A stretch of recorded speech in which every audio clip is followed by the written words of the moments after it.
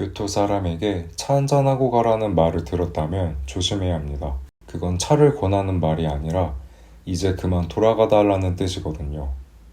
부부짓게 한 그릇 드시겠어요? 라는 다정한 말 한마디가 실은 손님을 문 밖으로 내보내는 신호입니다. 심지어 옆집 아이의 피아노 소리가 참 예쁘네요 라는 말조차 소음 좀 줄여달라는 항의일 수 있습니다.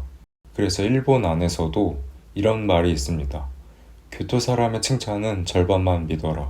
교토 사람이 원래부터 음흉하고 뒤끝이 있었던 건 아닙니다. 오히려 1000년 넘게 정치 한복판에서 살아남기 위해 다듬어진 일종의 처세술로 시작되었죠.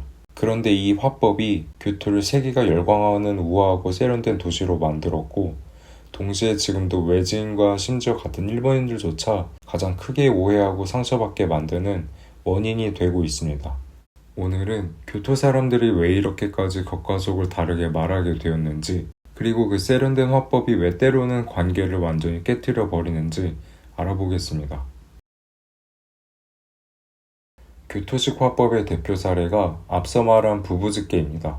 오차집게의 교토 사투리인데 원래 식사 자리 마지막에 내는 가벼운 음식이었습니다. 그래서 이걸 권한다는 건 식사를 마무리하자는 뜻이었고, 시간이 지나며 아예 이제 그만 가달라는 완곡한 표현으로 굳어졌습니다. 그런데 더 흥미로운 건 이 말을 들었을 때의 대응법입니다. 그만 가라는 뜻을 알아챘다고 해서 곧바로 알겠습니다, 가보겠습니다 라고 말하면 그것도 무례입니다. 정말 먹고 싶지만 시간이 없어서 아쉽다는 식으로 거절조차 완곡하게 돌려서 말해야 합니다. 서로가 서로의 속뜻을 알면서도 겉으로는 끝까지 모른 척 예의를 갖추는 이중으로 완곡한 대화가 오가는 셈이죠. 이 완곡함은 일상적인 권유 문화에서도 드러납니다. 교토에서는 누군가 무언가를 권했을 때 곧바로 받아들이면 뻔뻔하다는 인상을 줍니다. 그래서 처음 권할 때는 사양하고, 두 번째 권할 때도 한 번 더 사양한 뒤 세 번째 권할 때가 되어서야 마지못해 받아들이는 게 예의로 통합니다. 이 관습을 모르는 외지인은 처음 한번 사양했다는 이유만으로 정말 사양한 줄 알고 다시는 권하지 않아 서로 머쓱해지는 일이 생기곤 합니다. 약속을 미루는 화법에서도 같은 원리가 작동합니다. 일정을 조율해서 다시 연락드리겠습니다 라는 말은 표면적으로는 긍정적인 답변처럼 들리지만 실제로는 완곡한 거절인 경우가 많습니다. 상대의 체면을 지켜주기 위해 지금 이 자리에서 거절이라고 못 박지 않고 시간을 끌다가 흐지부지 무산되도록 만드는 방식이죠. 명확한 답을 기대하며 다시 연락을 기다리는 외지인만 하염없이 답을 기다리게 되는 경우가 생깁니다. 혼담이나 맞선 자리에서의 거절 화법도 비슷한 구조를 가집니다. 마음에 들지 않는다고 직접 말하는 대신 말씀은 정말 좋았지만 조금 더 생각해 보겠습니다 라는 식으로 답을 돌려 말합니다. 이건 거절당한 상대뿐 아니라 자리를 주선한 중매인의 체면까지 함께 지켜주기 위한 장치입니다. 직접적인 거절은 상대 개인만이 아니라 그 자리를 만든 사람의 얼굴까지 깎는 행동으로 여겨지기 때문에 모두의 체면이 상하지 않는 선에서 거절의 뜻을 흐리는 것이죠. 결국 부부집게든 권유의 반복이든 약속을 미루는 말이든 혼담을 거절하는 말이든 공통된 원리는 하나입니다. 진짜 뜻은 절대 직접 말하지 않고 상대가 알아서 눈치채도록 여러 겹의 완복한 표현 속에 숨겨두는 것. 그래서 교토에서는 대화 하나하나가 마치 암호를 주고받는 것 같다는 말까지 나옵니다. 칭찬도 마찬가지입니다. 교토에는 이케즈라는 표현이 있습니다. 겉으로는 친절한 말인데 속에는 뼈가 있는 화법을 가리키는 말이죠. 문제는 이 맥락을 모르는 사람은 진짜 칭찬으로 받아들인다는 겁니다. 나라현처럼 역사와 생활 방식이 교토와 비슷한 지역 사람들조차 교토 사람의 이러한 화법을 낯설어 할 정도라고 하니 이건 단순한 지역색을 넘어선 수준입니다. 그렇다면 교토는 왜 이렇게 되었을까요? 도시의 조건과 천년의 역사 속에서 형성된 5가지 본질적인 이유를 짚어보겠습니다.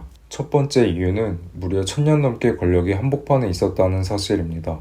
서기 794년 간무천왕은 기존 수도였던 헤이조쿄에서 벌어진 불길한 사건들을 피해 새 수도 헤이안쿄를 세웠습니다. 그게 바로 지금의 교토입니다. 그로부터 메이지 유신 직후인 1868년 도쿄로 천도하기까지 무려 1075년 동안 교토는 일본의 공식 수도였습니다. 그 긴 시간 동안 무수한 정권 교체와 파벌 다툼이 반복됐죠. 오늘의 권력자가 내일 몰락하는 도시에서 누군가에게 속마음을 솔직히 드러내는 건 목숨을 건 도박이었습니다. 어느 파벌편에 서는지가 드러나는 순간 다음 정권에서 보복당할 수 있었으니까요. 그래서 교토 사람들은 자신의 진짜 생각을 절대 먼저 드러내지 않고 상대가 알아서 눈치채도록 애둘러 말하는 법을 체득했습니다. 두 번째 이유는 닫힌 분지 지형과 좁고 오래된 공동체입니다. 교토는 삼면이 산으로 둘러싸인 분지에 자리 잡고 있고 당나라 수도 장안을 본떠 바둑판처럼 구획된 좁은 도시만에서 대대로 같은 사람들끼리 관계를 맺어왔습니다. 한번 관계가 틀어지면 도망칠 곳이 없는 구조였죠. 그러니 갈등이 생겨도 정면으로 부딪히기보다는 불만을 에둘러 전달해서 관계 자체는 유지하는 방법을 택했습니다. 세 번째 이유는 교토 특유의 상인 문화, 마치야 문화입니다. 이 마치야는 상점 겸 주택을 뜻하는 말인데 이 구조 자체가 독특한 상인 문화를 만들었죠. 교토의 오래된 상점들은 대대로 이어져 온 단골 장사를 기본으로 합니다. 이때 무리한 요구를 하는 손님을 직접 거절하면 그 관계가 완전히 끊어지지만 애둘러 거절하면 상대가 눈치껏 물러나면서도 관계의 여지는 남습니다. 그래서 교토 상인들은 거절도 불만도 값을 깎아달라는 요구에 대한 답변도 모두 부드럽게 포장해서 전달하는 화법을 발전시켰습니다. 네 번째 이유는 오래전부터 이어진 방문객 응대의 역사입니다. 교토는 수백 년 전부터 각지의 귀족과 무사, 상인들이 끊임없이 드나들던 도시였습니다. 이들 모두를 겉으로 정중하게 맞아야 했지만 동시에 교토 사람들만의 생활권과 진짜 속내는 지켜야 했습니다. 그 결과 손님에게는 한없이 부드럽고 친절한 겉모습을 보이면서도 진짜 판단과 감정은 절대 겉으로 내비치지 않는 이중 구조가 자리 잡았습니다. 다섯 번째 이유는 교토말 자체의 특성입니다. 교토 사투리는 어미를 부드럽게 늘리고 단정적인 표현을 피하는 경향이 강합니다. 이런 말투는 원래도 완곡한 표현을 담기 좋은 구조인데 여기에 앞서 네 가지 역사적 배경이 더해지면서 아예 언어 자체가 돌려 말하기에 최적화된 형태로 진화했습니다. 결국 말투의 부드러움이 속뜻의 날카로움을 감싸는 완벽한 포장지가 된 셈입니다. 권력의 위험, 닫힌 공동체, 상인의 생존 전략, 손님 응대의 이중 구조, 그리고 언어의 부드러움까지 이 다섯 가지가 겹겹이 쌓이면서 교토는 세계에서 가장 세련되고도 가장 알아채기 어려운 화법의 도시가 되었습니다. 이 화법이 교토에게 가져다 준 것은 분명합니다. 지금 교토가 있는 간사이 지역은 일본을 찾는 외국인 관광객 가운데 중복 방문을 포함해 35% 정도가 다녀가는 도쿄 다음으로 손꼽히는 방문지가 되었습니다. 어딜 가도 정중하고 우아한 응대를 받을 수 있고 그 은근하고 절제된 태도는 오히려 격조 높은 문화로 여겨지며 여행객들을 매료시킵니다. 직설적으로 말하지 않는 것이 무례가 아니라 배려와 품격의 상징으로 통하는 도시. 그게 지금의 교토입니다. 하지만 빛이 강하면 그늘도 깊은 법입니다. 교토는 세련된 화법을 얻은 대신 오해와 단절이라는 대가를 치르고 있습니다. 도쿄나 오사카에서 온 일본인들조차 교토 사람과 오래 거래하다가 뒤늦게 자신이 계속 거절당하고 있었다는 사실을 깨닫고 관계를 끊는 경우가 있다고 알려져 있습니다.